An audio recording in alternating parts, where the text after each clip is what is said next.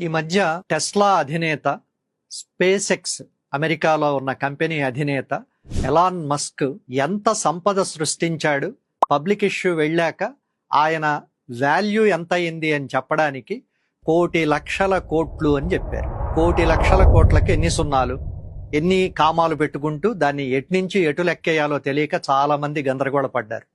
అలాంటి దానికి కొన్ని కోట్ల రెట్లు పెద్దదైన సంఖ్యాశాస్త్రం మన వేద విజ్ఞానంలో ఉంది. అదేంటో చూద్దాం.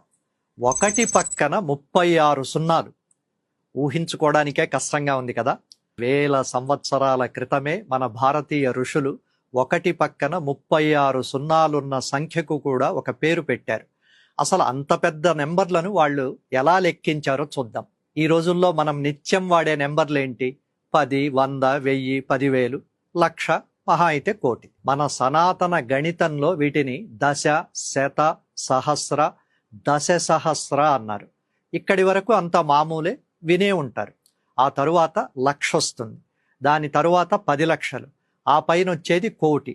1 పక్కన 7 సున్నాలు, అది 1,00,00,000 అయింది. మనకు తెలిసిన పెద్ద నెంబర్ అదే, కోట్లలోనే మాట్లాడుకుంటూ ఉంటాం. దేశ బడ్జెట్ అయితేనే లక్షల కోట్లు అంటూ ఉంటాం. ప్రపంచ మార్కెట్ గురించి మాట్లాడితే అమెరికా పద్ధతిలో బిలియన్లు, ట్రిలియన్లు అంటాం. అక్కడికి మన లెక్కలన్నీ ఆగిపోతాయి. కానీ మన వాళ్ళు 1,00,00,000 దగ్గర ఆగలేదు.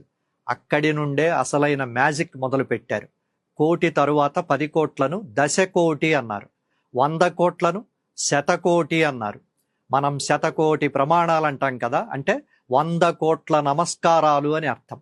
మరి 100 కోట్లు దాటితే 1000 కోట్లు అర్బుద, 10,000 కోట్లు న్యర్బుద. ఆ తరువాత వచ్చే పేర్లు వింటే ఇంకా ఆశ్చర్యంగా ఉంటుంది. ఖర్వం, మహాఖర్వం, పద్మం, మహాపద్మం, క్షోణి, మహాక్షోణి, శంఖం, మహాశంఖం. మనం జనరల్గా మాట్లాడేటప్పుడు శంఖంలో పోస్తే గాని తీర్థం కాదు అంటాం. అలాగే ఎవరైనా లెక్కలేనంత సంపాదిస్తే శంఖనిధులు, పద్మనిధులు ఉన్నాయేమో అని అంటూ ఉంటారు. ఆ సామెతల వెనుక ఉన్న అసలు రహస్యం ఆ మహాసంఖ్యలే. సున్నాలు పెరుగుతూ పోతుంటే క్షితి, మహాక్షితి, క్షోభం, మహాక్షోభం సంఖ్యలు వస్తాయి. ఆ తరువాత వచ్చే నెంబర్ నిధి, దాని తరువాత మహానిధి. మనం సాధారణంగా అనంతం అంటే కొలవలేనంత, లెక్కలేనంత అనుకుంటాం. కానీ మన గణిత శాస్త్రంలో అనంతానికి కూడా ఒక ఖచ్చితమైన వాల్యూ ఉంది. ఆ తరువాత భూరి, మహాభూరి, మేరు, మహామేరు, సముద్రం, సాగరం, ఇలా సున్నాలు పెరుగుతూనే ఉంటాయి. ఇక ఈ సుదీర్ఘమైన జాబితాలో చివరికొచ్చేసరికి అత్యంత పెద్ద సంఖ్య పరార్థం. అవును, 1 పక్కన అక్షరాల 36 సున్నాలు పెడితే వచ్చే సంఖ్యే పరార్థం. ఇక్కడ మనకు డౌట్ రావచ్చు, అసలు అప్పట్లో క్యాలిక్యులేటర్లు, కంప్యూటర్లే లేవు కదా, అంత పెద్ద నెంబర్లతో వాళ్ళు ఎలా హ్యాండిల్ చేశారు అని. మన వాళ్ళు వీటిని కేవలం పేపర్ల మీద రాయలేదు.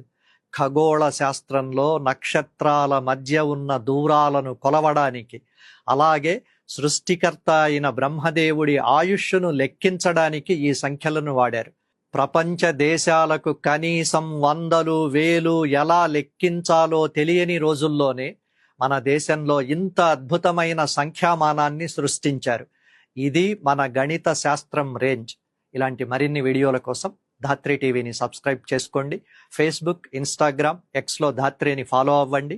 కామెంట్లలో మీ అభిప్రాయాలను పోస్ట్ చేయండి.